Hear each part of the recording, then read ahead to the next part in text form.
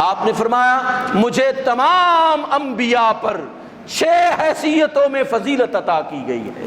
فرمایا فضلت علی الانبیاء ب6، تمام انبیاء پر 6 حیثیتوں میں مجھے فضیلت عطا کی گئی ہے۔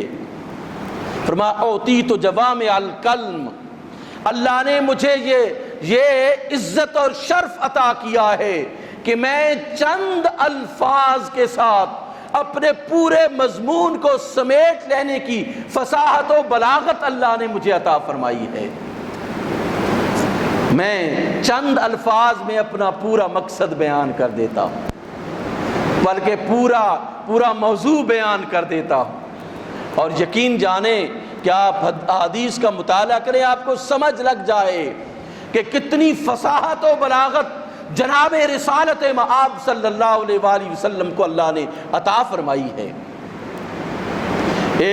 ایک تقریر کرنے والا، ایک خطیب 1 گھنٹہ تمہید باندھتا ہے، اس کے بعد پھر موضوع کی طرف آتا ہے۔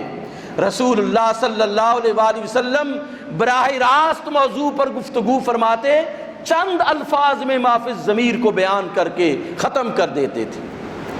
لیکن جب انسانوں کی عدم مساوات کو آپ نے دیکھا کہ یہاں پہ آقا اور غلام کا تصور ہے، جس کے پاس پیسے زیادہ ہیں، جس کے پاس طاقت زیادہ ہے اس کو آقا کہا جاتا ہے، وہ بلند ہے، وہ اعلیٰ ہے اس عرب کے معاشرے میں اور دیگر معاشروں میں۔ جس کے پاس کچھ نہیں ہے وہ غلام ہے۔ اللہ کے رسول صلی اللہ علیہ وآلہ وسلم نے فرمایا کلکم من آدم و آدم من تراب، کلکم من آدم، 3 الفاظ ہیں، و آدم من تراب، 3 الفاظ یہ ہیں۔ ایک میں فرمایا کلکم من آدم، تم میں سے ہر ایک آدم کی اولاد ہے۔ 3 الفاظ میں کلکم من آدم، تم میں سے ہر ایک آدم کی اولاد ہے۔ اس کا مطلب یہ ہوا کہ تمہارا خون ایک ہے، تمہارا خون ایک ہے۔ وآدم من تراب، اور آدم کو مٹی سے پیدا کیا گیا۔ انسان کی انسانیت کو، اس کو پورا لاہ عمل دینے کے لیے اس سے بڑھ کر کوئی حدیث نہیں ہے جو صرف 6-7 الفاظ پر مشتمل ہے۔ اس طرح جوامع الکلم اللہ نے رسول اللہ صلی اللہ علیہ وآلہ وسلم کو عطا فرمایا نصرت بالرعب، اللہ نے مجھے رعب عطا کر کے اللہ نے میری مدد فرمائی ہے، اللہ نے مجھے رعب عطا کیا ہے۔ سرکار ایک دوسری حدیث میں فرماتے ہیں میں 1 مہینے کی مسافت پہ کھڑا ہوتا تھا، میرے دشمن پہلے سے کانپنا شروع ہو جاتے تھے، میرے دشمن پہلے سے کانپنا شروع ہو جاتے تھے اور بغیر لڑے ہتھیار جو ہے وہ پھینک دیا کرتے تھے۔ نصرت بالرعب، رعب کے ذریعے سے اللہ نے مجھے فتح عطا کی، مدد عطا کی۔ فرمایا وَأُحِلَّتْ لِيَ الْغَنَائِمُ، مال غنیمت کو اللہ نے میرے لیے حلال قرار دیا۔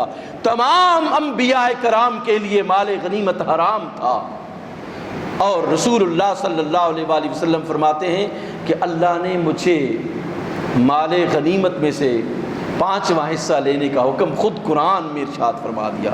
وَاعْلَمُوا أَنَّمَا غَنِمْتُم مِّن شَيْءٍ فَأَنَّ لِلَّهِ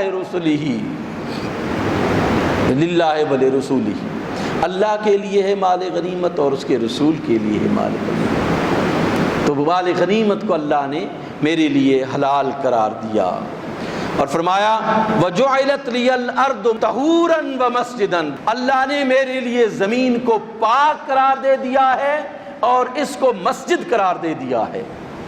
پاک اس طرح قرار دے دیا ہے کہ اگر پانی موجود نہ ہو تو اللہ نے مجھے تیمم کی وسعت عطا فرما دی ہے کہ میں پاکیزگی کو تیمم کے ذریعے سے اس مٹی کے ساتھ جو ہے وہ میں طہارت حاصل کر سکتا ہوں۔